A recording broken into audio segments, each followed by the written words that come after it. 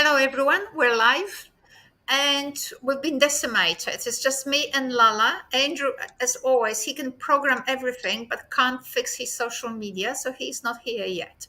So, thank you for coming to our session. And today, what we want to do is to continue the subject of research, and especially for today, research and mentoring research. So, we've had last time we saw each other 2 weeks ago, we had on our podcast guests from University of Malang, if everybody remembers, and Yep. we had a discussion about supervising research, mentoring students.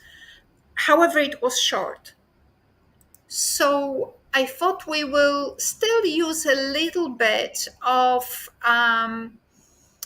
the texts that they produced or the chapter that these scholars produced in this particular book as a sort of starting point. But now I'm come to think about it, I'm just wondering maybe we could first start with some generic discussion about um, research experiences, research supervision, and also mentoring. I am making the distinction between mentoring and research supervision. Mm. Research supervision, in some way, is challenging, but it is Yep. easy. Your students come in, your students graduate, and they are gone, right? That's how it happens most of the time. And in my view, it is not a very Mm. best way to use resources because students, most of the time, when they say are supervised, say locally or especially internationally, that costs a lot of money. Mm. And I really like following up my um, graduate students, say, like in this example, Lala, or some other students that are still lying around doing whatever they are doing. There's now Lukman finishing his study and so on. So I like engaging with students in other projects. So these projects further develop my former students' research skills. At the same time, we're building capacity in their context, not just the students, but the people that we're working with and our own understanding. So before we will move into a more structured discussion, Yep. You were supervised. Supervised in Australia and also That's all. Yeah. a little bit in Malang, right? Where you supervised, or anyway, you've done your master studies in Indonesia, Bandung. and Yeah. then Yeah. Right. right, so you came to Australia and you were supervised by us. Um, was there a cultural shock? Oh yes, there was a very big cultural shock for me because you and Andrew set a very high standard of research, and then you took me to the land where I was not uh, familiar with. I mean, you took me to the neuroscience of learning, to the world of agency, and that kind of stuff. But then I realized that what was very interesting about doing research in Australia is we have to meet that standard because we have to excel academically. In Indonesia, I'm afraid that in many universities we still set a very low standard of doing research and thesis. So there is a big difference. So yes, I think in the first year of my thesis, it was probably the most challenging moment. But at the same time, it was very rewarding because gradually I learned a lot how to grow a new mindset, how to live with the new standard of doing research in Australia, and it was a lot of fun, I guess. Okay, so you entered the Australian system, Yeah, and specifically you were located at my university. Andrew was right. at the distance. Yeah. Were you assisted somehow? Were there any things put in place that, on the one hand, challenged you, but on the other hand, you found assistance? Uh, I think the best assistance actually came from you and Andrew because I could email you both at any time of the day, and then you will respond back very I cannot hear quickly. you. Can you hear me? Put your Yes, yes, hands we up can if hear you you, can hear Andrew. me. Yes, yes, we can hear you. Okay, that's So good. I think, Okay, I uh, can't hear you. thank you. So the way you responded to my That's email good was news. actually excellent, and it helped me build a better confidence in doing research. I think So that's are very you important, saying? Anya. So are you saying you were located station in Australia, and I was corresponding with you by email? Okay, just a moment. Yes, Okay, Just a so moment. let me refresh your memory. Do you remember higher what was it? higher HDR education. Yeah, I actually are lab lab, right every single Friday. Yeah, right? yeah. So Okay. once a Right, week, I would meet all my doctoral students right, and right. start Oh, dear. terrifying sessions, It asking was them tough questions.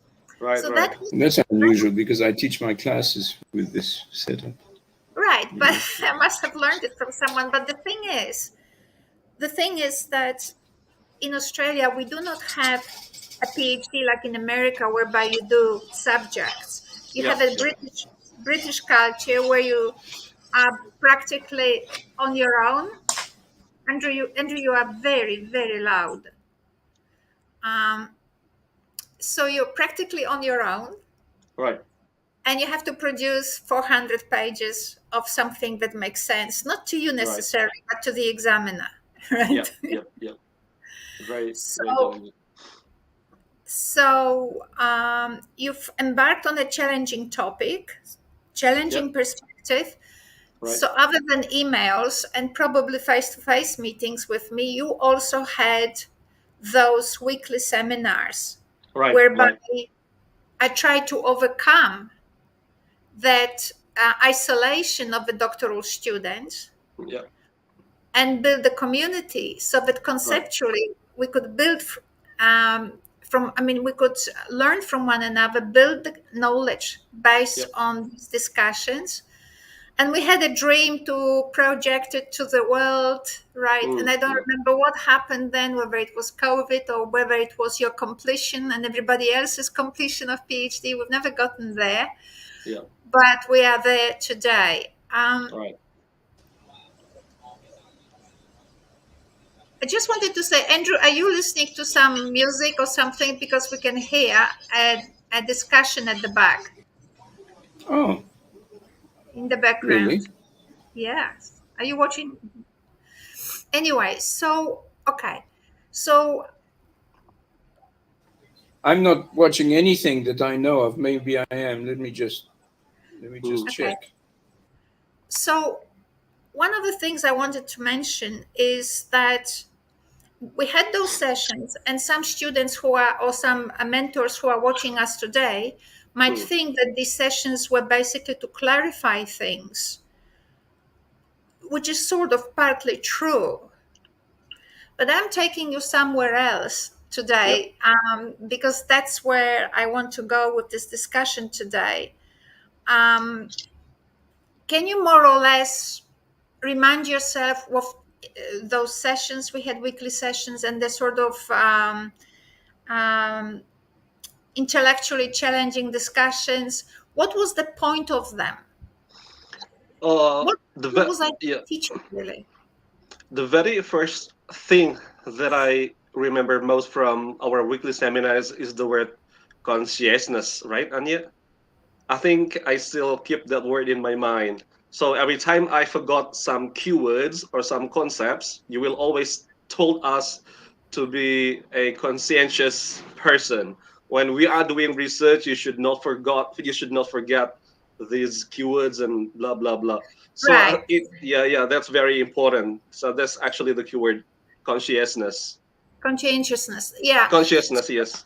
Yeah, so that's that. I also call it today professional memory, right? Right. Professional Have a memory. professional memory. Yep, Kind of yep. like you may forget some things, Mm, but say some things are important from your family, and you remember, when your little girl started walking first, or when yep, so this is your family memory. And then there is a professional memory where you yep. read things, what things you read. It's really important because one mm, thing that scholars very often suffer of or mm, from is not connecting the dots. And if you don't mm. remember what you read, say, 2 years Yeah, ago, you can't connect the dots because the dots are not in one article. They mm, spread across articles and across time. right. Now, but it's an interesting point. Why the heck would you want to connect the dots? Right? If research is basically about reading, Yeah, copying, and representing what was, why the heck would you want to connect the dots? Like what dots? Like all you have to do is to do an experiment and see whether you have the same to replicate. If all you mm, have to mm, do is to replicate, you don't need to connect dots. right. Right. So what you were also learning is the how to address the challenge that you have decided to undertake in your research. Mm, So on the one hand, you had to be brave right. to do something really new, not just new, but Really new. really new, and then be supported in it so Yeah, that you just don't get desperate. So developing the professional memory, being conscientious, which yeah, is disciplined. That's what it is. It's about being disciplined. You ever do yes. it seriously or not? So I think we've all have, meaning you, me, and Andrew, looked at this article by Professor Bastami and his colleagues, and we spoke about it last time we met. And I think based on your experiences and in the discussion we had so far, and Andrew is now in place and it's all attentive, so it's good. We're all the home team is in place. A little bit missing in two people, but they'll come back. So I think that what Professor Bastami was really highlighting is this need for something new and the methodology for getting there. Right? What he's saying is um, Indonesia seems to be having the same system, although we call it with different names, but it's everywhere the same. So, except that in Poland we have 5 year study, whereby in the fifth year you do your honors or magisterium, call it whatever, it's an undergraduate thesis. You've got the undergraduate thesis years 3 and 4. In Australia we have honors, which is the fourth year. So most countries have the final years of undergraduate studies with an option of doing a thesis. Maybe now it's more obligatory than it was in the past. And what he's saying is we're fully aware as a team, not as Professor Bastama, he's not representing himself, he's representing the culture. So he's talking about the culture in Indonesia, not his own problems, which he might have overcome, but all of us can be fixing thing in our little corner, but the job of the challenge is to spread it around so that the entire institutional culture changes, not just one person, because we're paid for it, right? You're paid by the government not to do your own thing, but to actually collaborate so that the best can actually emerge from it. So what he's saying, we're practically at the level of undergraduate thesis. We're writing textbooks, course books, we're replicating what has been. It's very hard to embark on the new. So we've got people watching today. We will have people watching throughout the next so many years when they come and find our podcast. One of the things that I might actually raise maybe too early in the discussion, I mean, earlier than I wanted, but maybe it's the time for it, which is, and I would like you to address it short, briefly, not just writing a doctorate on it. Where and how do you find the new? If it is not in your head, or maybe it is. If it is in your head, what's the job? You have to get it legitimized by your supervisor, right? So anyway, I just ask you to comment on the subject of finding something new. Lala, maybe you will start and then Andrew. Where do you find Oh, that? yes, that's a very tough question, but from my experience, I can tell that finding something new may not rest in our own discipline. Maybe the answer that, or the answers for the questions that we have been searching for rest in other parts of the world, maybe rest in other disciplines. So we have to cross the boundary from the discipline. I mean, I learned from neuroscience that agency can be related to perception, the biological perception of human. That's not something I learned in the perspective of linguistics, because linguistics sees meaning formation differently, right?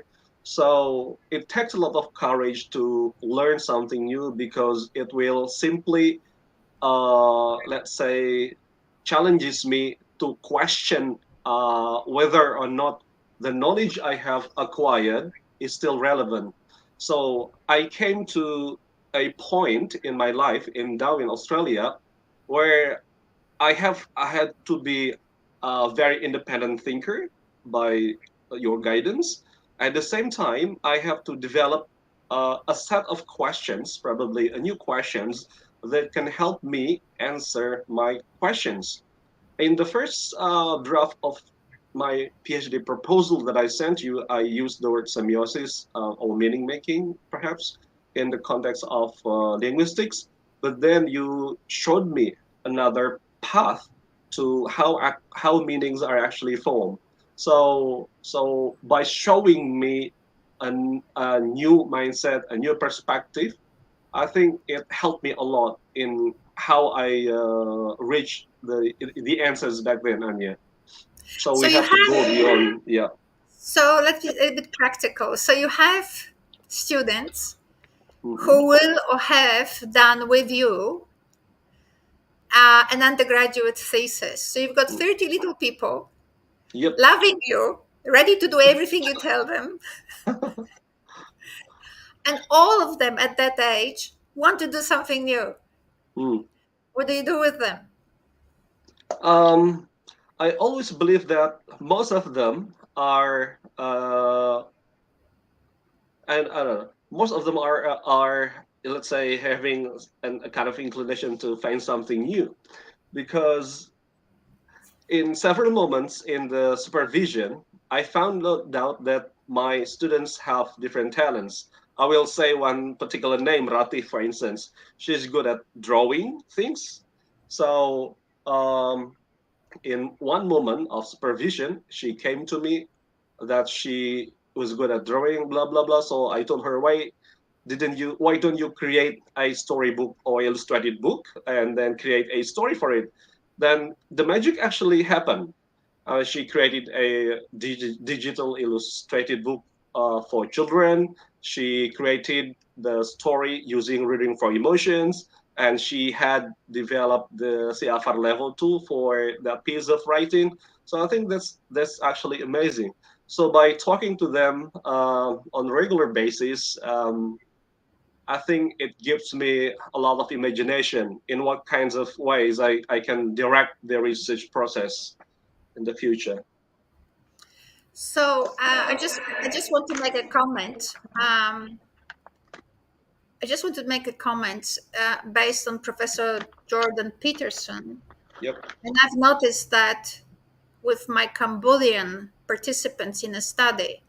Mm-hmm. Uh, so his evidence from psychology is Yep. that people, in order to move to something new or articulate something new, people actually, maybe not all people, but many people first do it by drawing. And Mm, sometimes you have a pen and you write, you draw relationships and you mm, want to see how things connect together, right? But some yep. people actually, the whole idea, they first need to express it by painting or by drawing before they actually can talk about it. And Yep. with my Cambodian participants who were secondary school pre-service teachers, I wanted them obviously to improve their reading and writing, however I frame it and however I do it. they did really well. I just thought about it today.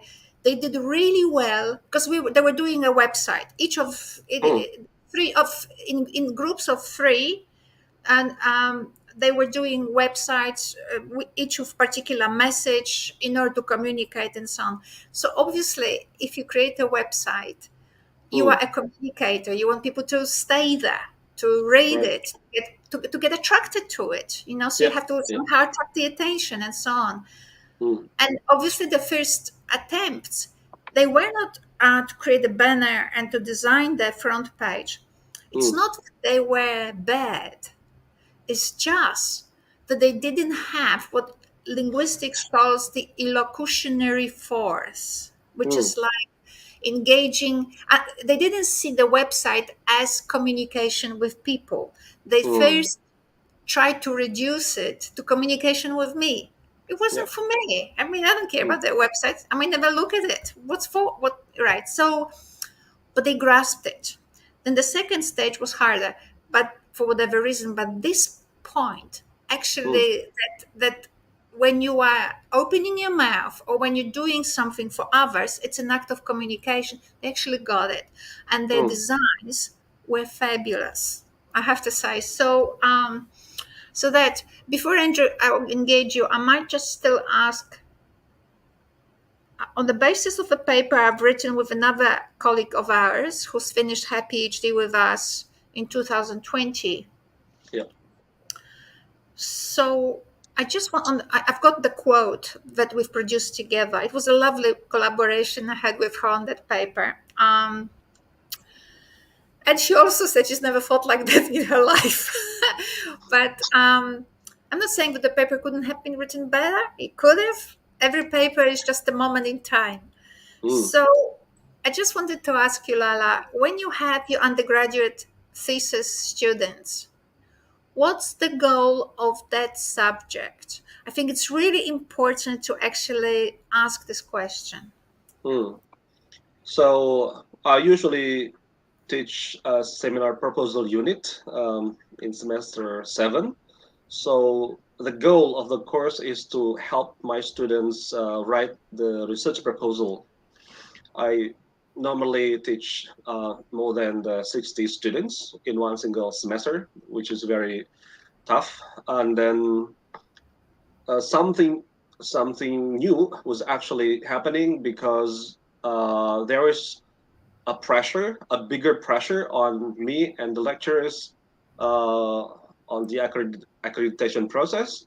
So long before the new semester begins, we already set up a system where the students could actually start the supervision process with their chosen supervisors. So And obviously, then, yep, they write a proposal, but what's yep. the? I'm talking about the whole process of thesis writing. What's the goal behind? What is expected from students to gain from this process of thesis writing? Well, traditionally speaking, in vision context, scriptsy or the thesis writing is the most fundamental part of doing the degree. That's number one. But then, because we have the ministerial project, we have to develop a system where we could leverage our, let's say, academic citation index on the web. So every one of them, the students, every student is required to submit an article to a journal, accredited journal, probably the fourth tier or the fifth tier. We call it Sinta here in Indonesia, and that is actually the requirement before the graduation. But the real problem happens when the students have to finish the study in 8 semester, and then it normally ends in the last day of June. But most of them finish the sidang skripsi or the presentation in early June. So the lecturers or the supervisors don't have enough time to craft the article. So we are still working on that, Anya. Very, very hard. Okay, so it's a very instrumental goal. Yeah. And I think because it is the way you framed it, and I understand this is how your university administration frames the goal. Yeah. But that's not very helpful um, for a lecturer to know Mm. what to do with 30 students in class who have 2 years to produce something like a small thesis, which is really, in terms of Australia, in Australian terms, it's not much of an Yeah. effort because it's a very Mm. short thing. Yeah. Honors thesis is way longer. But what I'm trying to say is, if someone says to me that here's my subject, I have to teach research students or prepare students for writing this article, right? So learning some skills, and the outcome has to be, Mm. a drafted article for a journal, all good. Mm. It doesn't tell me anything about what I should be doing in the class. And especially the question with which we started, which is, how the heck do we take the enthusiasm of a 22, 23-year-old students and turn them into um, into something very useful for them in the future. So that's Mm. something. Andrew, would you like to comment?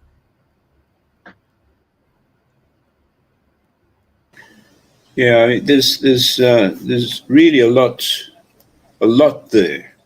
First thing that needs to be said, I think, is that the undergraduate program in Lala's university is research based, or at least pretends to have a research base, in the sense that people need to produce something like a publishable academic article. Am I right, Lala? Yes, he said that. Hello. Yes, he said that. Yes. Okay. So we have uh, something which is sometimes a bit unusual in the academic system, which is an undergraduate program with research, with a heavy, I mean, a component of real research in it. And I think that's really commendable, and it looks like the Boyer programs in America, which have not been taken up universally in the United States. They have been, it looks like they have been taken up seriously in some other places, like Indonesia, and I think that's very positive.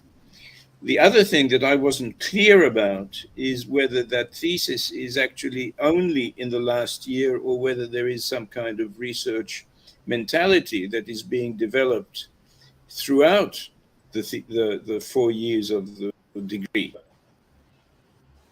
You know what I'm saying? I mean, Lala? I think that if you're going to have a thesis, or not a thesis, an article, or let's call it a thesis, or a mini thesis at the end in the form of an article, then you have to have some kind of preparation, a kind of state of mind which has to be developed, a mindset which has to be developed from the very beginning, so that it's not, you know, we don't necessarily follow Bloom's taxonomy, and then in first year we get them to remember things, and then in second year we get them to become more creative and so on. You know, I mean, Bloom's taxonomy is, in a way, is a kind of disaster. And we can talk about that later. But anyway, so that's the first thing that I wanted to say. The second thing that I wanted to say is that uh, is it expected that every student will have a supervisor? Lala. Lala? I lost the Am I- connection. Sorry. What was the question? I lost the The connection for question a second. was, does Let me rephrase it, because I think, Andrew, you have some connection to issue.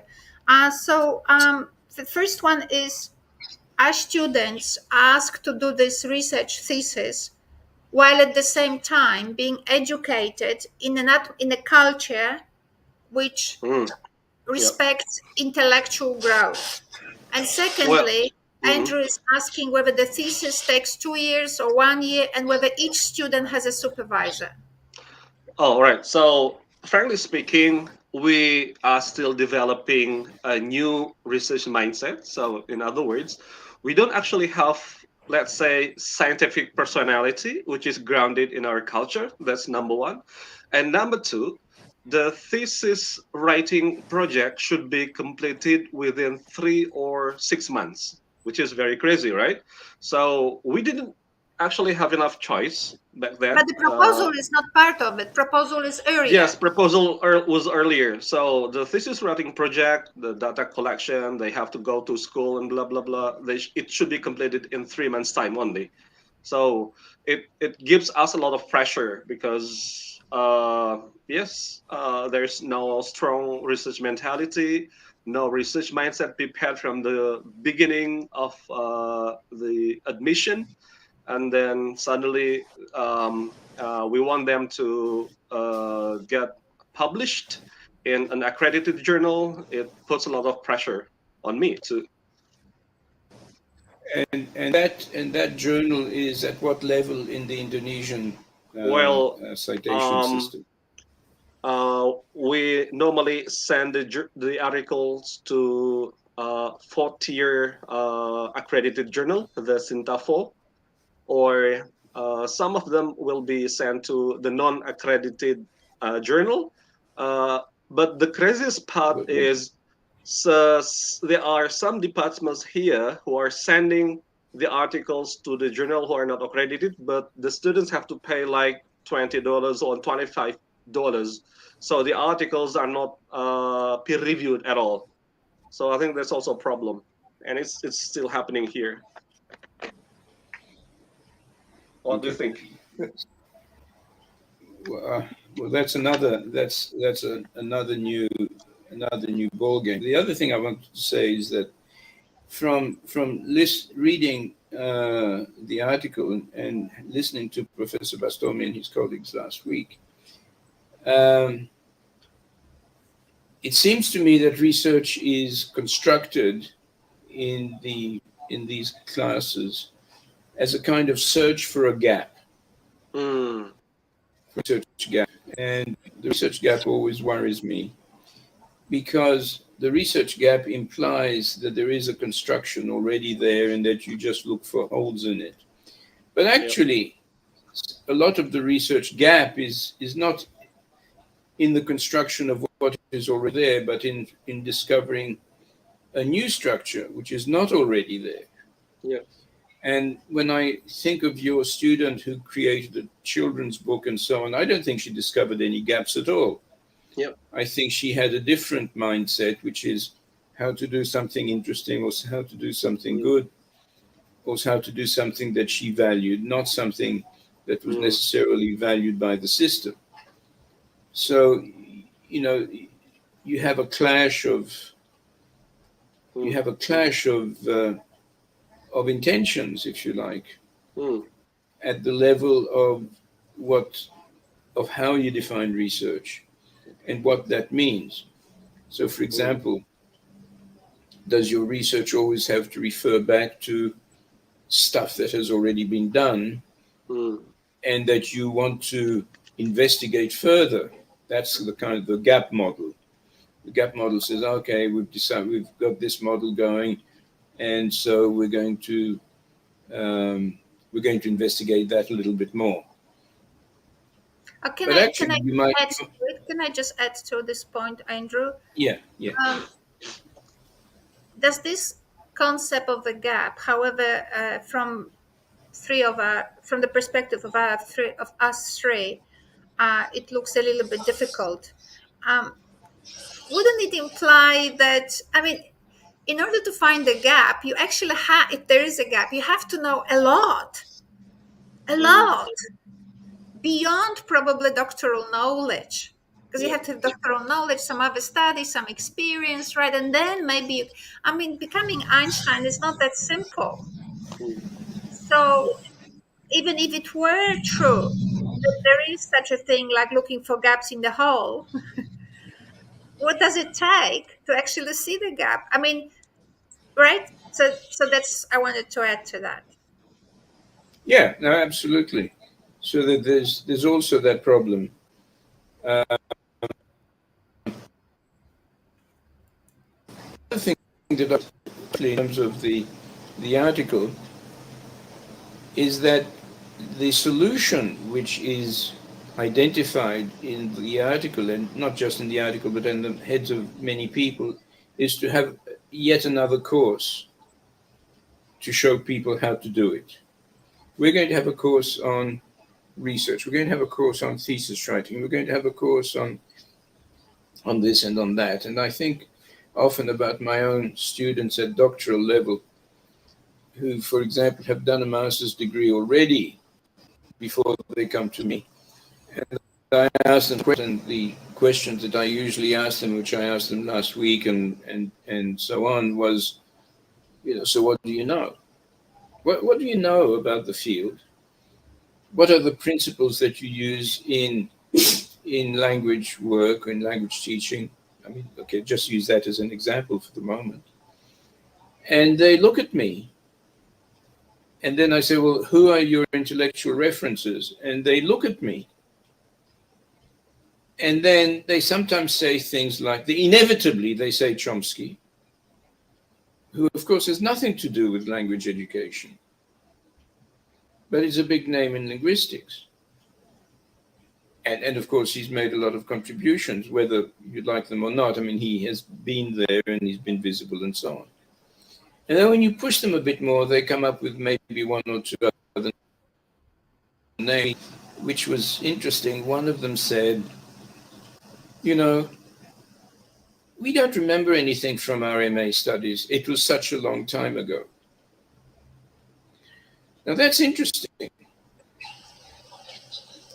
Firstly, because they came from different backgrounds and they all seem to agree on that. And secondly, because they actually don't remember anything. So that the reason for doing a master's degree for them was not to actually learn anything, it seems to me, because otherwise they would have remembered something, but in order to maybe get a better job or something like that, and just get through the exams. So that the efforts we make in courses to increase research mindsets and so on, maybe just doesn't work. And my experience has been you give people courses at the doctoral level, you give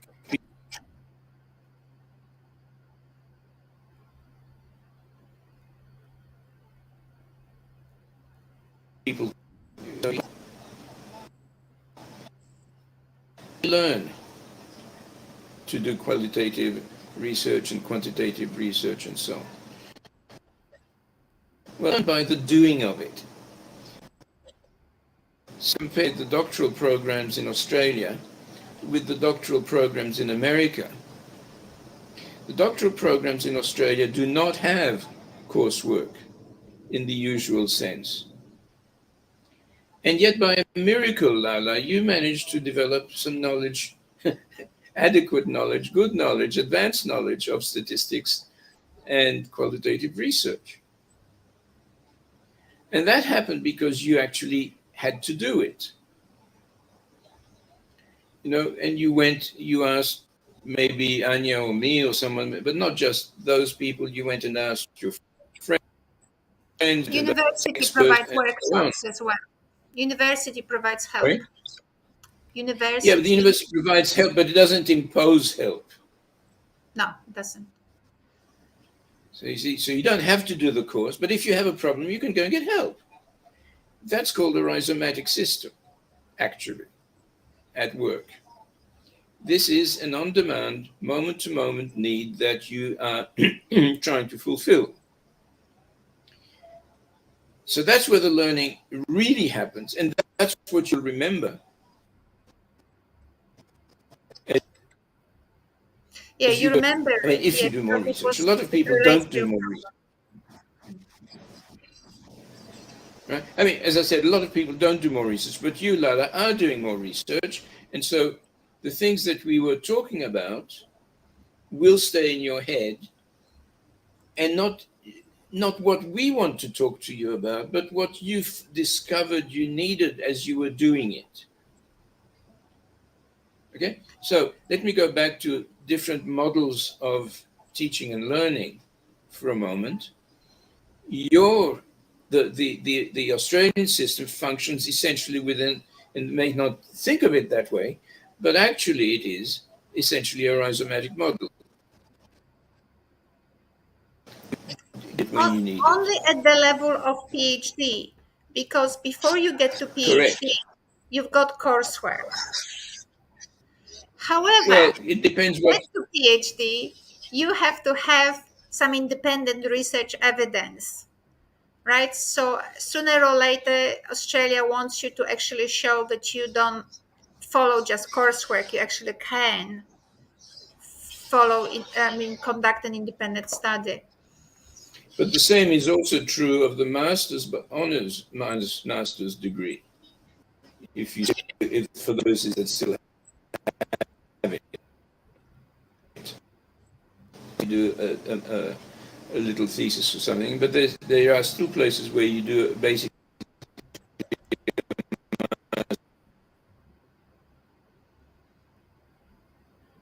Andrew, we're having a little bit of a difficulty with your connection. I just wanted to come back now. So And basically, so, we've established now that that the culture of the institution in general is relevant to develop students or to motivate undergraduate students to actually to actually intellectually engage in their research, not just do it for the sake of completing an assignment. So that's the first thing we've established. Also, I'm just going to slow down Andrew a little bit because it's too loud. There's some noise there on the line. So we've established that. We've established also that you've got administrative goals that you have to follow. My real problem was somewhere else, which I wanted to flag in this regard, and maybe I'll just jump to where I wanted to be today. So in this paper today, in this paper with Hanum Pertiwi, we actually thought of the undergraduate thesis. We thought of that issue of how not to make it yet another replication of a textbook. This is what you must do. This is what you know. This is how to do it. You know, this kind of like a low level. And I think that there is a point in asking so many millions of students, undergraduate students, to engage in research. There are many reasons for it. But I like the idea of community research. I like the idea that many people are engaged in thinking about something. I do not like the idea of thinking that these people are at the level of Einstein and they're going to fix everything. So, since they are not at the level of Einstein, but they do have a force, they are a force. And since we're interested in them to learn systematic thinking, and at the same time, as Professor Bastami said, we want from them to uh, learn to expand the frontier, not always sit where everybody else is. I think that we're putting too much of weight on following this professor or following this professor. We wrote here about, you know, what can go wrong really if you as a supervisor allowed students to explore the internet, to look for the things that attract their attention. I don't know whether we've invented it or whether it was Andrew's idea to begin with decades ago. I can't remember anymore. By the time you work with your team, you forget whose idea was which. You know, you kind of borrow from one another and plagiarize, and you think it was yours anyway. So why couldn't they just explore that's how I started the reading for emotion model, right? That's how Andrew started his verbotonalism, which then defined 40 years of his research. I just watched lectures on YouTube and just found things. I found things about emotions, that emotions are not feelings, right? I found on the internet Ramachandran. I found on the internet all these other people who talked about perception. So why do our students have to read TESOL books? That's my question. Why can't they? They can do it at the master level. They can do it at the PhD level. I mean, in America, there's a nice culture. I was just watching this other person, Gad Saad. He's Lebanese. He's a professor in Canada. Would you believe it? He finished IT degree and did his PhD in biology. Yeah, and that's quite typical in America, right? So you study one thing, and all of a sudden, at the PhD level, you do something completely different because what you learned is expansion, what you learned is facts, what you learned was stuff. And now at the PhD level, you apply those skills to put information together. We are so scared that if our students don't read Rod Ellis, their lives as teachers will crumble. They will destroy generations of students. Why do we attach so much weight to any professor? Why don't we attach the weight to their lifelong learning skills? It's not to reread Alice or whoever 50 times. That's not lifelong learning skills. Lifelong learning skills means feeling it's okay to read something else. It's okay to watch some professor from the States who's talking stuff you've never heard before in your life and think for yourself, what can I do with it? And it is only an undergraduate study. If they learned systematic thinking, and the systematic thinking is gonna make them conclude something terrible, you're not gonna die. The students are not gonna die. They still did their pedagogy with Rodelis in some other class. But what they are doing is expanding the frontier. And as was Andrew was saying, in relation to something they found, they are investing in, they are exploring, not continuously following the line.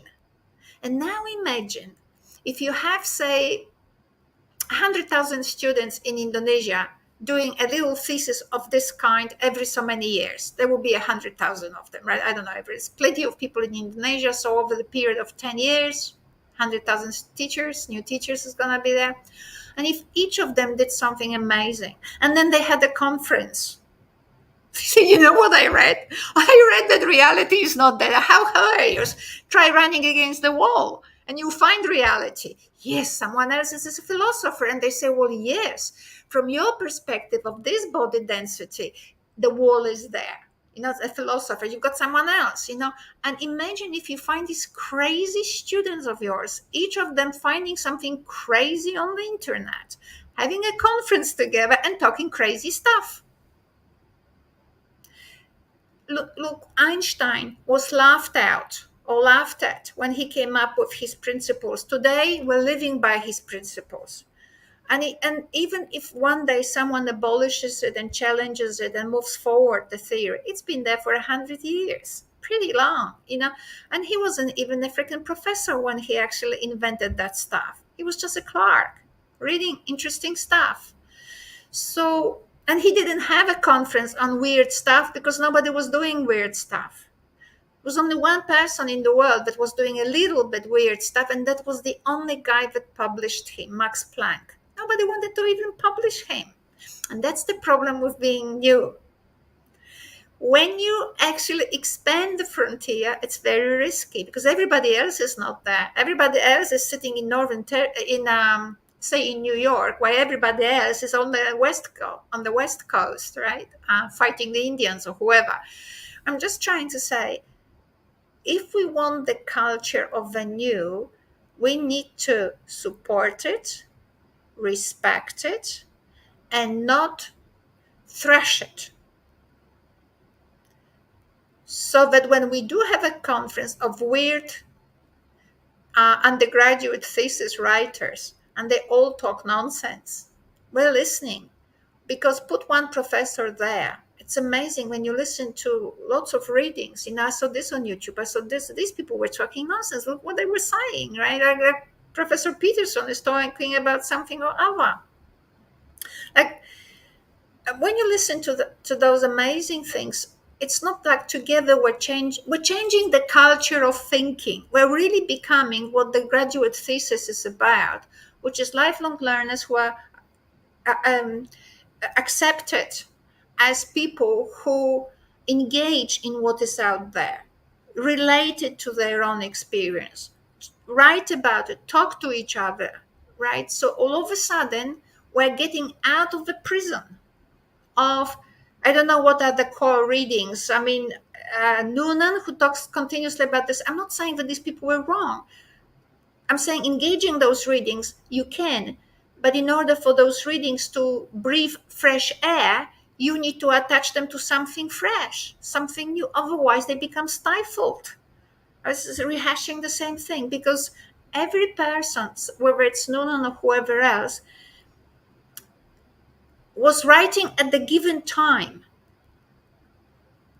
right? So it couldn't have been explicated enough. It couldn't have been explored. The boundaries, the frontier of what they were saying couldn't have been done because, or explored, because just wasn't enough time and enough knowledge.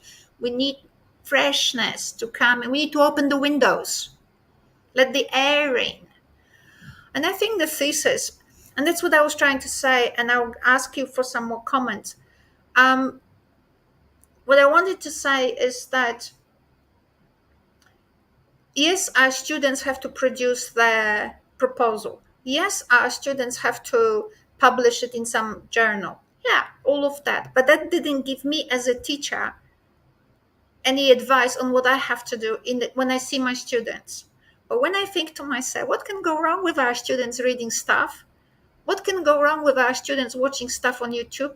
I mean, I now have still connection with Hanum Pertiwi because she's got 300 children. She's extremely busy. She's now studying neuroscience beyond any of us, our level. She's writing it. She quotes stuff to me. She says, "This is what I do with my little girl." She doesn't go to early childhood because I'm doing still this and this and this. Because they have kindergarten at home. She doesn't have to go to another kindergarten. She's got contact with children.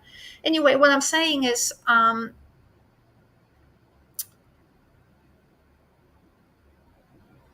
there is nothing wrong with them going out and writing a thesis which is outside of the accepted intellectual boundary of the field. The field can only benefit from fresh air. And that's what I was trying to say, that my job, if I was supervising such thesis, that's what I would have encouraged my students to do. Read something else, watch something else, invent ideas, draw them. What do you think? Let's draw them. How would we create a banner for our website, for our proposal? How would it look like? Which is the Peterson's idea. First, let them draw before they can actually talk about it. So when they see it, they have now engaged more senses because we are multisensory, and maybe they can create a story about it before they actually can get it out of themselves. So that's that. On that topic. So I've got this quote here from our paper, but basically saying, when they look at stuff and outside of the field,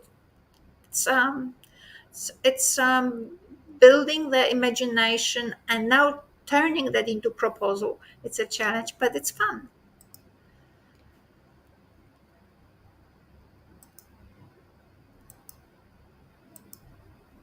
So since you're both quiet, I might be. I when I was Well, thinking of, maybe I'll say something. Um, Actually, this whole process of thesis writing, paper writing, and so on is made up of two contradictory parts. The first part is we want people to be critical thinkers and novel thinkers. And on the other hand, when they write, we want them to comply to a model. It's called a proposal, it's called a thesis, it's called an article. And when we want them to publish somewhere, we want them to somehow produce whatever is expected by the editors of the journals in which they are supposed to publish. And we went through all of this in Lala's thesis, where we did not provide rubrics for the editors, but the editors were all experienced and they all knew what they wanted, and the correlation between them was pretty high in terms of judgment. So we were sure of reliability and so on. And the other thing, of course, that we did is that the ratings were done double blind, and so we came up with some quite amazing results. And I must say, and I think this is the point. So on the one hand, we want them to be,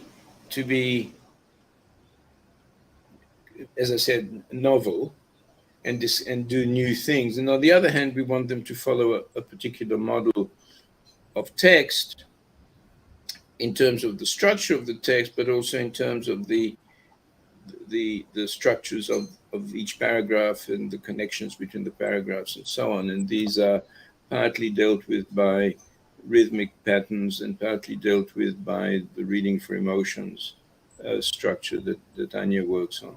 So I just find this contradiction quite interesting. Well, I don't think it's interesting. I was going to say it's negative. I think it's problematic. On the one hand, as I said, so on the one hand, it's comply by being novel, although I don't know how you can comply by being novel, because the essence of novelty is non-compliance. and and at the same time comply when you're writing your article, and that is not negotiable, because if you don't comply in terms of the structure and in terms of the evidence that you produce and in terms of the conclusions that you produce and the implications, then you won't be published. So I think we need to act and win with numbers, and still comply with the proposal and still comply with publication, but actually learn to stand our ground, and definitely base everything in policies and always call back on policies. Now, I would just now draw our attention to this notion of feedback. We were talking with Professor Bastomi on the concept of feedback that they were producing on those drafts of. Sorry, I can't see myself in the. Anyway, so I crossed out these things. So the student wrote something like this: from the explanation above, it can be seen. So it's clearly a paragraph from the thesis, or from the proposal, or God knows. From the explanation above, it can be seen that there are not many studies that focus on visual metaphors. That would make sense, right? Rather than many studies about metaphors that focus on visual metaphors.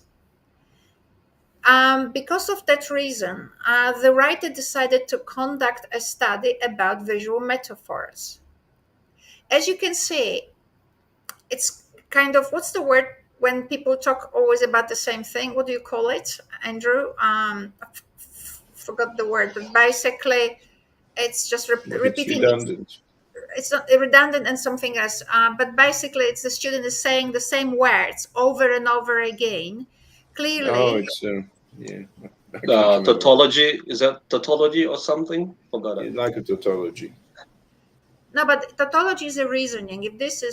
If A is B and B is C, then C is D, or whatever it was, A is C or something. I can't remember about tautology, but basically, this is just a way of writing. Clearly, nothing is said. It's very typical of Indonesian writing, which is not elaborated and repetitive in this manner that it does take some lines, but it only acquires lines because it repeats the same words. So one way of obviously of learning to write is in English, especially because English doesn't have inflection. It's really to remove irrelevant, right? So one of the skills of good writer is just remove chunks that clutter the logic. And when I removed a few chunks, all we got was visual metaphors with visual metaphors, and now do on visual metaphors. So clearly, the professor got impatient here, saw the same issue with it, and basically said, in your background, which is something we're not saying, before you describe and analyze the previous research, Please provide adequate explanation about metaphors and visual metaphors, as well as importance of analyzing metaphors in the movie.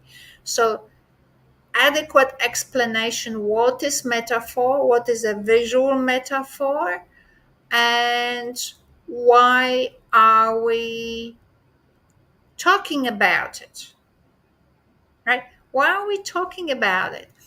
So has the student Lala, has the student, this is the skill of supervision. The feedback is good, but you have to have a, in my, I don't know, I can't remember when I was 20, mm, but so now it's a 20-year-old reading the feedback and thinking, okay, so why am I talking about metaphors to begin with, and what is metaphor? So these questions, like one of our viewers is saying, Maisa will be with us next podcast number 19. okay. um, she's with us talking about her experiences, about the practice of pedagogy, how she teaches, right? I want to know how she teaches and why she teaches this particular way. Mm, And then next podcast after, we will have a discussion between us on what we have discussed with Maisa. I just like that concept, to have more time, because 1 hour doesn't cover it. Anyway, so why is the student talking about metaphors to begin with? Why about visual metaphors, and what are they? It's a good feedback, I think.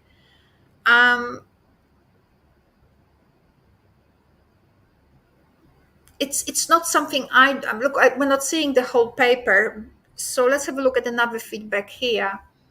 So here, the student talks about something. Doesn't matter, it's in black. I highlighted the red: the linguistics aspects of someone's writing in newspaper columns. So the feedback goes: you've explicitly written, no study has ever been conducted in terms of the relationships between language use and social class in digital feminism. It's amazing what we invent. Digital feminism. Was there ever analog feminism? Anyway, all right. So online feminism. Anyway, so there's no study. What are the potential implications of this fact, making it compelling to carry out this study? Why the heck? Basically, the same question which was in metaphor, which is, why the heck are we talking about it? Why are you talking about it? So student picks up something and then just goes on, creates a rant about stuff. Um, and the supervisor is saying, well, if you want to learn research skills, you need to learn how to talk about things. So, what did I do? What I wanted to point out is very often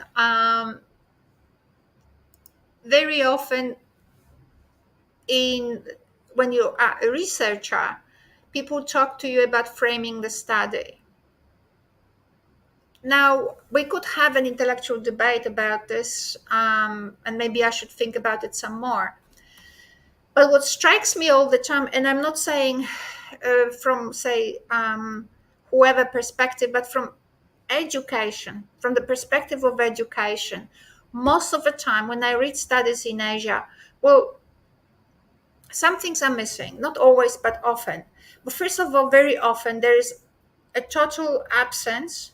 Very often there is a total absence. But too often there is an absence of of references to educational policies. In fact, till today, I cannot find a link to the English version or Indonesian version of the Indonesian national curriculum for schools. I have never ever found it. I found references to articles that talk about it, but nobody is actually mentioning the curriculum, the place where it's published. So that's the first thing. So mentioning policies is just not the policies, like documentation, like say, for example, the national curriculum for schools is not there. Now, policies have goals. Goals need interpreting. Interpretation needs to base on evidence. Why the heck do you think that critical thinking is this? Why do you think that collaborate? It's not straightforward. So today I was looking at someone's proposal for something, and they will be teaching children or students critical thinking. And I'm thinking, like, how do you know how to do it? On what basis? What's your framework for teaching critical thinking? Where did you get your evidence from? All five teachers did this and I'll do the same. That's guessing. That's chaotic. That's all right 20 years ago, 50 years ago. But today, we can't always be calling evidence my, that some peers did it and they think they got results. So therefore, it's evidence. That's just, Okay, so we have policy. Then policies have goals. Goals need to be interpreted. Interpretation needs references to evidence. Evidence lays out groundwork for principles, and these principles frame your study, right? So when we look now at the top sentence, framework are the principles that define the boundary of your inquiry and that you want to satisfy, right? It's and that's where you get them from. So I in education get them from policies. I look at the goals, I interpret them, I look at evidence and the basis of which I've done that. Then I develop principles. This is what, so my principles are not sentences, they actually entire stories based on research. So why am I saying that?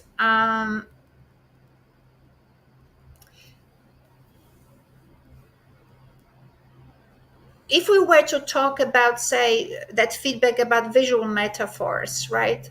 So, where did they get? So, we could actually ask the students what made them interested in metaphors. Where did they get that concept from? How did they interpret it? That? Why in this particular thing? So, in what way? So, now the definition of the concept of a metaphor can be principled.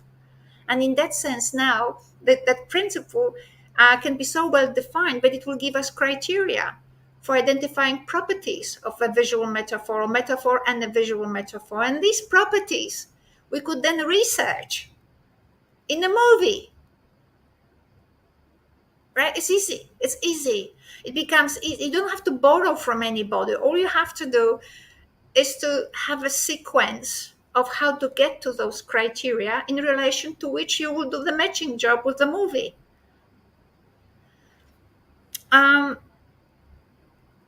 So that's about framing that I wanted to share with you. I don't know why it's a bit chaotic today for me. Maybe, I don't know, but I wanted to show you some more things. So that was about metaphors. The other one was what about? Also about framing the study in relation to why they were doing something about feminism and linguistic analysis of feminist discourse online.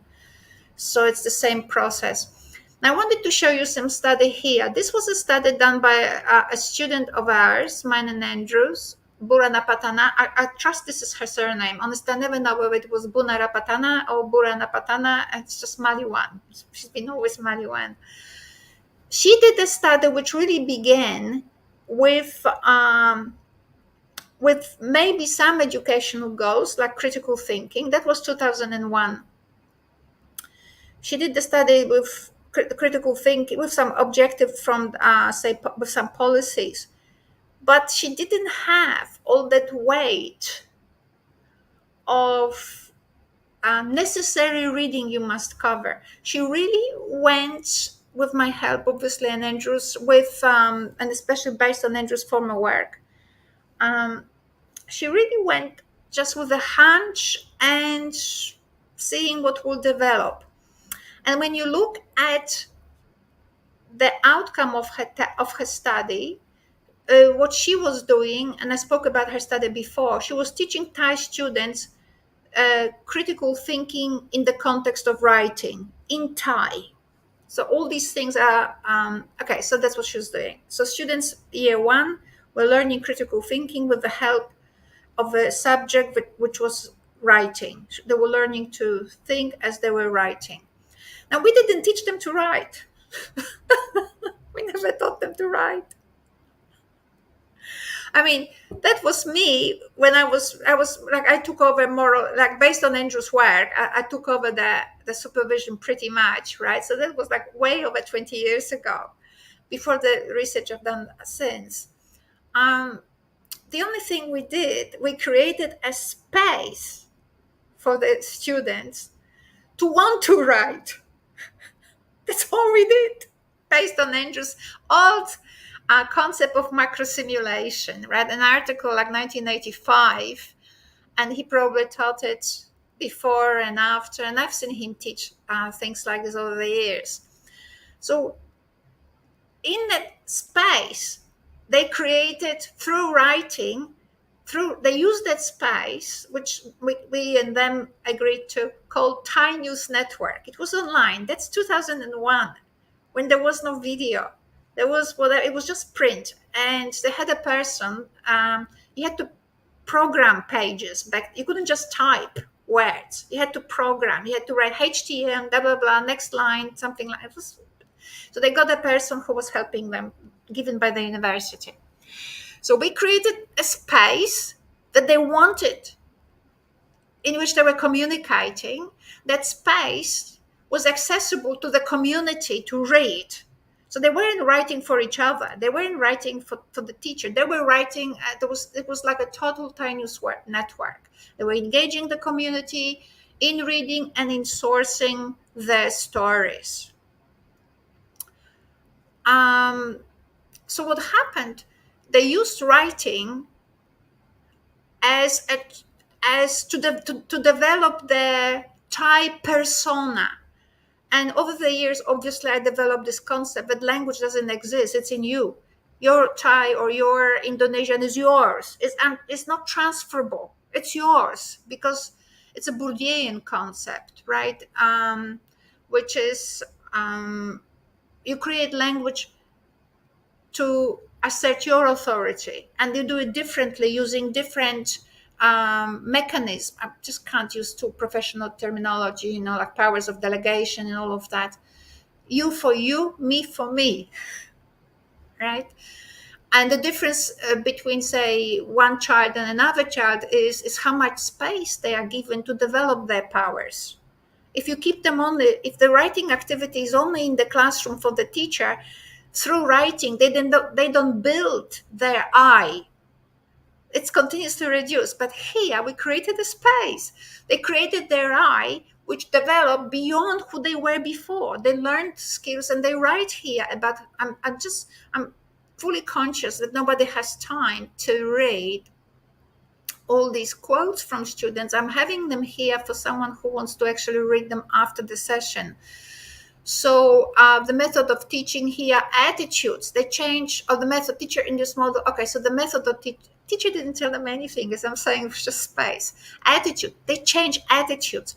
They became part of the community. If you understand 2001 culture in Thailand, where the student is 19 years old, they have no presence in the community. They're still children. They had problems getting stories from older people, older than them, right? They said, how am I going to talk to an older person? And we told them, you just go in, you introduce yourself, and they learned skills, and the people reacted and interacted. How they were sourcing information, how they created the website. They said having a place for the community, others to talk back to them. It's a completely novel concept in 2001.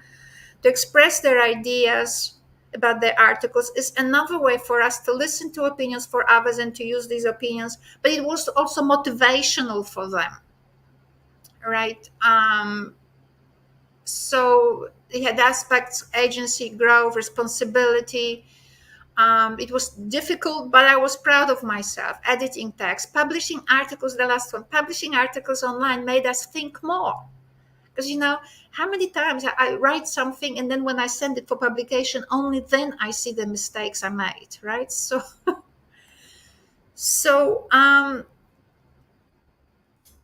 that was that. So years later, obviously, I just wanted to show you how important your role as a supervisor is. So first of all, you should keep in your mind, yes, systematic thinking and learning some systematic skills, but also letting children or students to learn how to be lifelong learners. Let them go out there, search for information, and teach them how to work with new information rather than beat them to reading yet again the same book as everybody else has read for the last 200 years or 20 years at least. So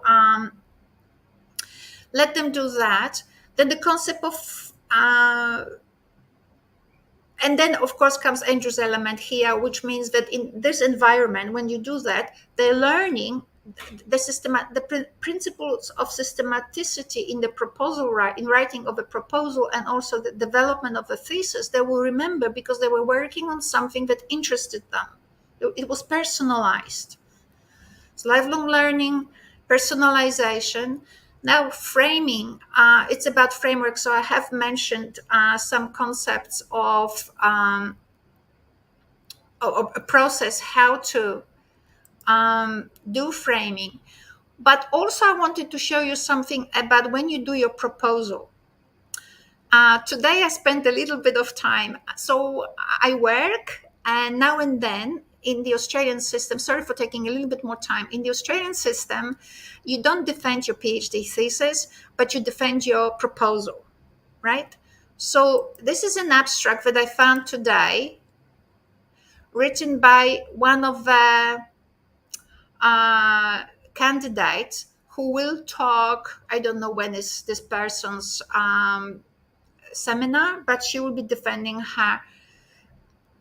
I'm sure there was a title. I just copied the abstract. This is how it looked. Now, you might be critical and younger than me and good readers. When I look at something like this, I just can't make sense out of it because it's just one blur, that's just like just one rant.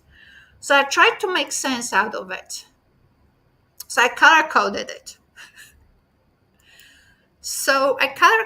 it. And notice what I was looking for is something that Lala already knows from my framework, which is each text revolves around the problem, and especially a research project.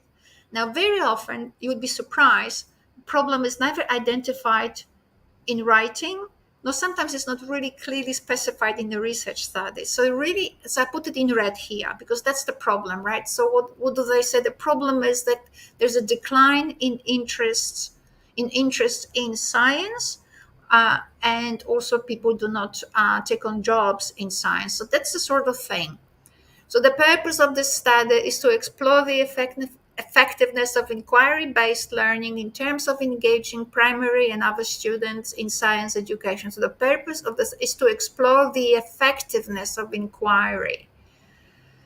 And these are the reasons. And look, in blue, I put all her arguments, which is called issues, right? What else can she tell us about the problem? So it nicely followed. I was very happy. And then there was something like students have a negative, so that's okay. And then she says, how might we address this problem?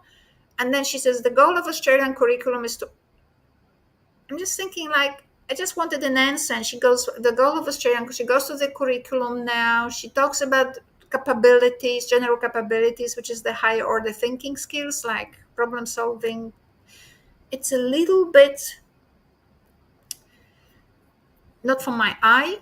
Remember that the proposal has one thing to do only, is to reflect the structure of the thesis, right? So the structure of the thesis is, I didn't finish the last thing because on purpose. Okay, so is the introduction, the background, right? So what is it about, or why are you here? Some sort of like focus the thesis. So the present study will examine inquiry-based learnings. Did I put science here? I don't think so. I put science later on because really it is about inquiry-based. Context is science, but the study is about inquiry-based learning and the qualities it has to support higher order thinking. And we will be doing this in the context of science education, right? So when you have clearly identified steps that you can do like 1, 2, 3, 5, 6. You can color code them in the text, or you can put the 1, 2, 3. Later on, you remove that number one, number two, and you need to clearly specify each step. So when you do that, your writing becomes clearer, and you with your supervisor, or gradually you learn what your study is about. It has nothing to do with science. It has everything to do with investigation of inquiry-based learning as an environment that supports higher order thinking skills. And we're going to do it in science, right? And why are we going to do it in science? Point two says it. It does it because there is a decline, right? So now we're going to take the inquiry-based learning principles, apply it to science. Number three says why. So it tells us more about the problem, which is your literature review. Well, because the kids don't want to learn, they can't see the personal value of that. So there are personal, social, there are personal, cognitive, and whatever else I called it, issues, right? I can't see it very well on the particular screen where I'm looking, but I can. Now I put it on the larger screen so I can read it. Sorry for friend. So, so number four, it is to tell us what the heck will you be doing, right? So you say this will be qualitative study, right? You just have to say it. That's the place to do it. So after you told us all about the problem, which is students don't want to learn, this is where we're making a case for the study, which is a literature review, and then we say what we will do. Well, we will use qualitative research study tools to explore the potential, the potentially transformative impacts of inquiry-based learning on students' engagement in science education, spanning primary, middle, and secondary levels. The research design aligns closely with the national Australian curriculum, which views students as active agents in their learning, emphasizes the connection between learning and students' lives, and promotes essential skills like problem solving, critical thinking, and so on. Now, I've used as much as I could of this person's abstract, reshuffled it by matching sentences to the chapters, background problem, literature review, why the heck are we doing this? So methodology, so how are you gonna go about it? So it's cleaner, it's easy to understand, might be primitive, but it works. The last point I didn't develop, if you can see, so I spoke about findings will be interpreted to better understand, to gain a deeper understanding of the qualities of inquiry-based learning and its impact on students' motivational, cognitive, and personal engagement in science education. Because this personal, cognitive, I got from the green, from where she talked about why students don't want to engage, because that was, right? So you can see the connection. So number five talks to the findings must talk to the literature, right? So, or the discussion about the findings, we'll talk to the literature, and literature identified that students don't want to get involved, so they don't have motivation, they maybe don't have cognitive skills, and they also do not see it as relevant to their lives. Now, number six is really the question. I started it a little bit, maybe even finished. Point is, who is to benefit from this? And I didn't care much to finish this sentence, because this is something that I think that everybody needs to think about. It's a philosophical statement as well, because students will not benefit from it. It's your study, you will benefit from it. Maybe the discipline will benefit from it. Will students benefit? If first of well, not in well, I don't know, I'm not really sure. Your understandings about what happens in the study as a result of that kind of methodology may confirm that this works or this doesn't work, or some things work, some doesn't, some don't work. Anyway, so I wasn't going there whether the students will benefit, but certainly our knowledge about the relationship between what she is doing and how she constructed the concept of inquiry and how she investigated it. So that certainly will contribute to the body of knowledge and maybe policies. So yeah, so in relation to framing now, none of that would have been possible if we didn't have policies. Um, if we didn't have policies, we didn't get our goals. But now the job of the student is to use evidence in order to interpret the goals of the policy. And none of that was mentioned here. Maybe it's not the time. I don't know, not in an abstract, but certainly maybe in the presentation. It would be interesting if a student will mention how the inquiry based model of learning will be interpreted to support all these skills of the Australian curriculum. So today was a very practical Hmm. a very practical meeting, almost like a class, I'd say. Um, I wanted to show these skills because I wanted us to follow up with our experiences and with what we've collected over the years, so that people can actually maybe use these things and maybe put them into a discussion between themselves and see how that works for them. Any comments? Yeah, I think you have demonstrated a very sharp analysis, Anya. Many people out there are still doubtful about the practicalities of reading for emotions, but actually, the power of reading emotions actually rests in how you can actually change the movement of the text, all right? Because I think I and Lukman in particular have been learning a lot from you how the text can be shaped better by using reading for emotions. That's number one. And number two, I think in the context of undergrad degree in Indonesia, framing the study probably should start earlier from semester one. I mean, um, we haven't got the decision, or we haven't reached the decision how we can actually create the research mindset in the new students brain. Actually, that's number two. And number three, we are now reforming the curriculum, but at the same time we haven't got the mechanism for the capacity building of our lectures, because the curriculum will be completely meaningless if we don't have let's say high standard lectures here. So yeah, so our podcast today is actually a driver for us to change better. So thank you What very was much. our what was our favorite sentence? Remember, I don't know whether we've published it or not. Um, Investigative teachers create investigative students. yeah, yeah, I think that's the sentence. Yeah, Or investigative mind, students or mindsets. mind, minds. Yeah. Yeah, lectures create investigative mindsets. So I see that Andrew wants to comment. I don't want to forget it, but okay, I'll write it down. Andrew, your turn. No, no, I wasn't actually trying to.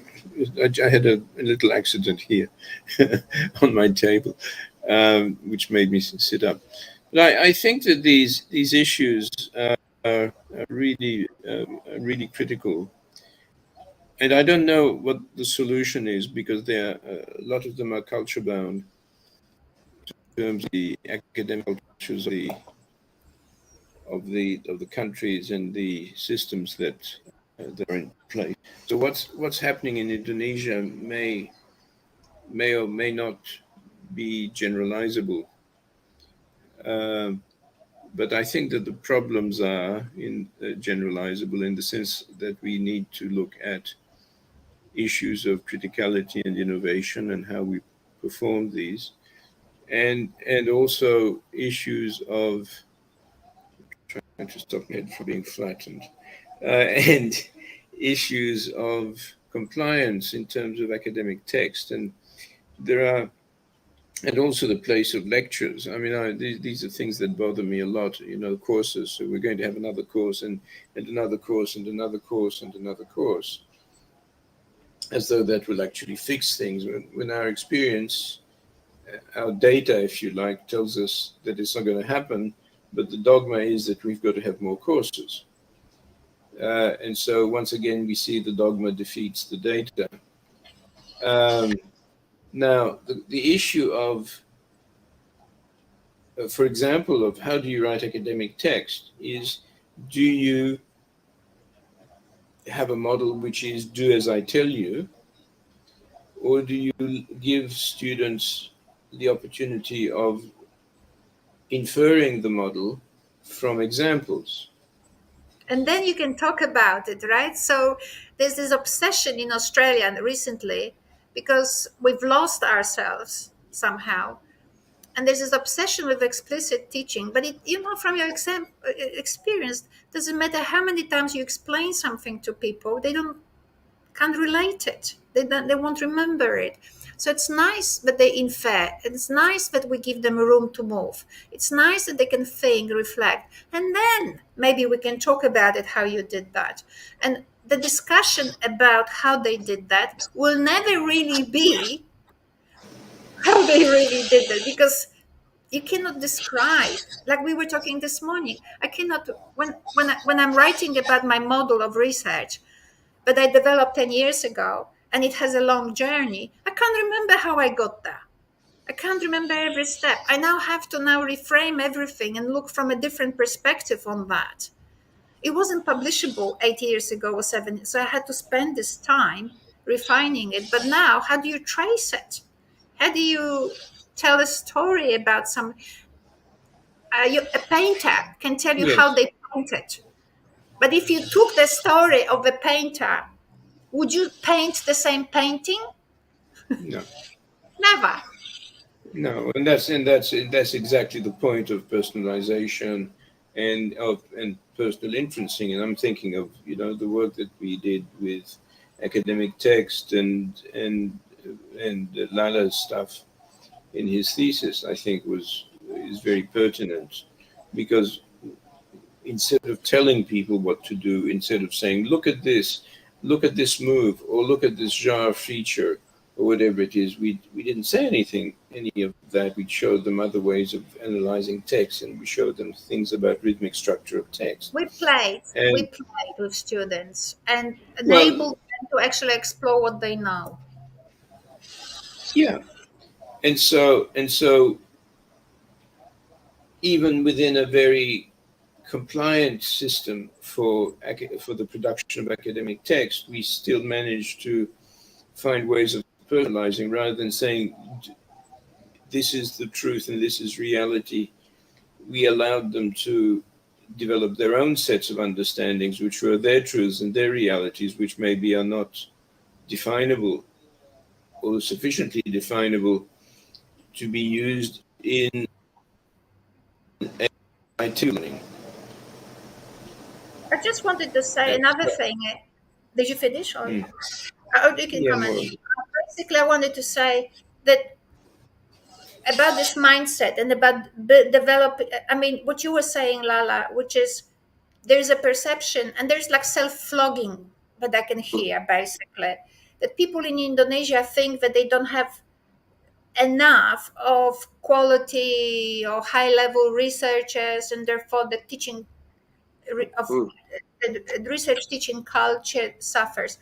I think maybe you can step outside of that narrative and basically not take yourselves too seriously.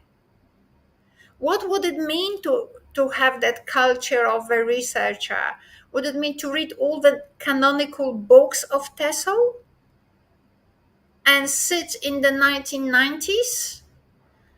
Like, if you can see Maliwan, who has never read a thing about TESOL, right? Her research was in Thai in any case.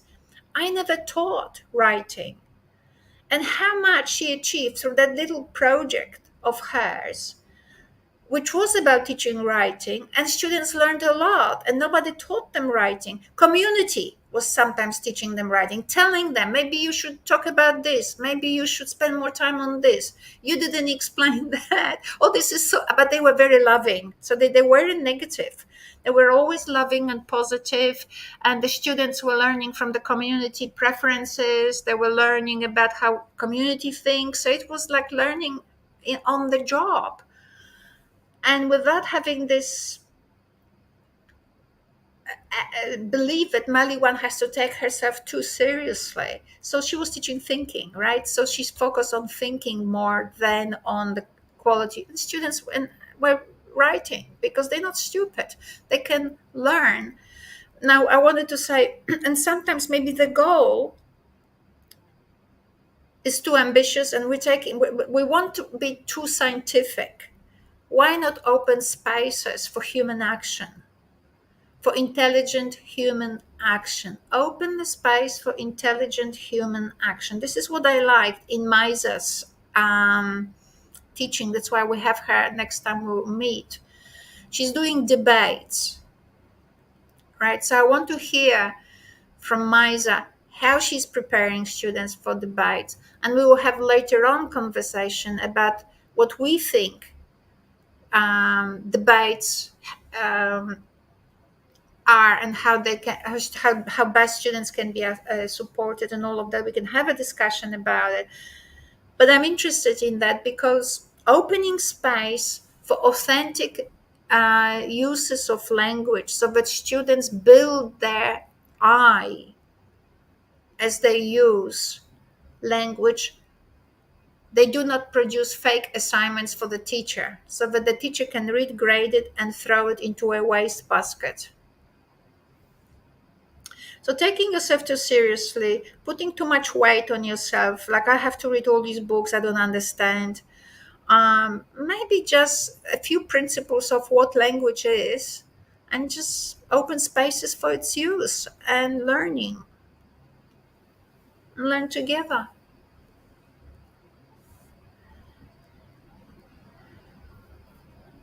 Maybe having collaborations here there also in place where more experienced or more confident academics can lead the team, and without taking it too seriously by beating them to obedience. Oh, you must do this, you must do that. I mean, just cool off.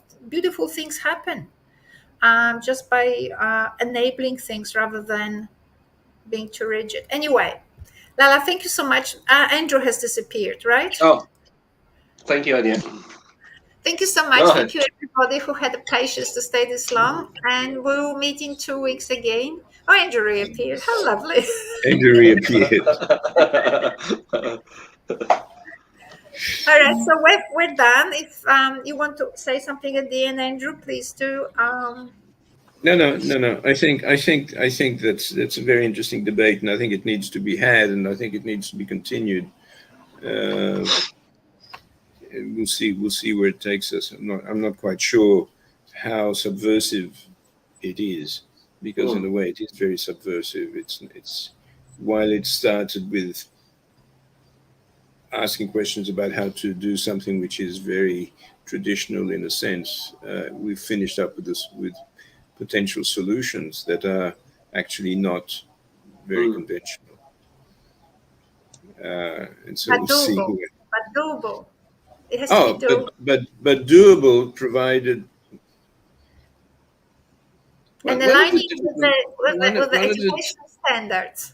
yeah, but maybe, but one of the difficulties is to what extent does implementing this kind of stuff actually undermines the traditional structures and needs and requires fundamental reforms. Okay, so as far as I understand, Indonesia is a little bit tired of following Anglo-Saxon cultures. So I think take the best out of it, but also find your own Not way. sure. I'm not sure about that. In a way, I see it as becoming more compliant because it wants to be more competitive in the international markets. I mean, I see this in all of the Asian countries. It's Okay, so not the it's not assumption is about that being it's not Indonesians did it. about being it's not about being different or about being Thai or Indonesian or Cambodian or whatever, and developing your own set of academic Cambodian or Thai academic or Indonesian academic principles. It's really about saying we now need to be internationalized and competitive. Uh, that requires us to be like the rest of the world, and the rest of the world is driven by traditional structures, and it's driven by traditional requirements for publication in particular kinds of particular journals. And as we all know, if you don't publish in these journals, you don't get promoted. And if you do publish in these journals, you do get promoted. So I don't think, I don't quite agree that it's about developing their own stuff in their own way, although it may be to some extent. But I actually see it more as becoming becoming more synchronous with the rest of the world.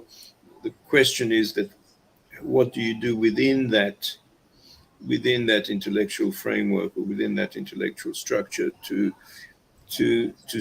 stop the Okay. failures that we are seeing constantly in front of us? Yeah. So the question is, how's it working for anyone, right? Yeah, So the first, how's that working for you? How's that working for you? yeah. So What's it? Yeah. With so 11 local. years of no progress in proficiency levels in English. How about that? So that's one thing. But another thing is, I still have to see one single study that in the area of, say, multiliteracies actually was assessed by independent raters. The only studies I have seen is by Lukman and by Lala. I had to go through a big battle with Lukman's thesis to get to for his proposal to be passed, because he wanted to have a double blind assessment of his students in the experiment, which is the cleanest and the most beautiful way to do research. And my colleagues didn't like it, because not because they can do research, because they actually can, and they follow the dogma. And the dogma is, you look for success in the spaces which you control. However, our students, when they go to the big world, they don't have a teacher and a rubric. They just have to write, right? And they have to, survive. So how's it working? So I think that we still need to have independent studies, which are not there. So consequently, we do not have independent studies that would actually assert the quality of a particular model um, in a believable way. So and also I think that people like, say, Lala and Lukman are in the business of building teacher population, so they don't have the same pressures, and teachers don't have the same pressures to publish in category one journals. They have the pressure to actually teach well, and that's all Lala has to do, is to prepare them for the job. And for that, students Except that that doesn't make any sense in this to the extent that how do you judge teaching well? students are doing well. You rate them. Well, You know look that for teachers are independent. doing well on PISA. Are they doing well on EF? Are they doing well on the Indonesian test? I mean, And they the will. And problem. they will.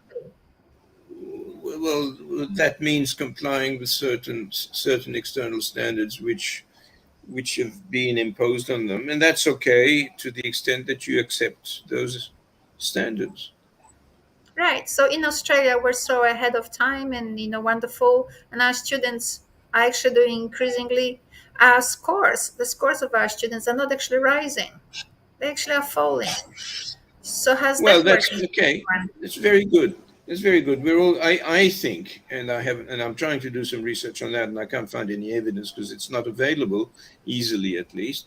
I, in terms of language proficiency development around the world, I have a sense that there is, although in America there is an increase in enrollments in languages or in second majors for languages, I have a sense that they are doing no better than the ASEAN countries in terms of actual proficiency levels. And that is in languages like Spanish or French or whatever, as well as English. I Unless just don't people think travel. moving. Unless people travel and they spend a year in Spain and Sure. Just look. Well. Even so, the question is, well, that's true. And then there are people who say, well, in Holland everybody's fluent in English, and they are. But there, when you see that the French on the EF scores, the French are dropping. The English proficiency of the French is dropping. Oh, isn't that interesting? Now, why is that? Well, maybe it's cultural. Maybe it's how they're being taught, despite all the efforts and all the money that's being spent, particularly in Asia. So I'm just wondering whether it's a cultural effect or whether it's actually a pedagogic effect. Okay, so let me finish the session for today and just say on a Yes, we do positive need note. to. On the positive note, which is we started with Professor Bastami's concern, but we need innovation. We need to catch new frontiers. And this is what the discussion was about.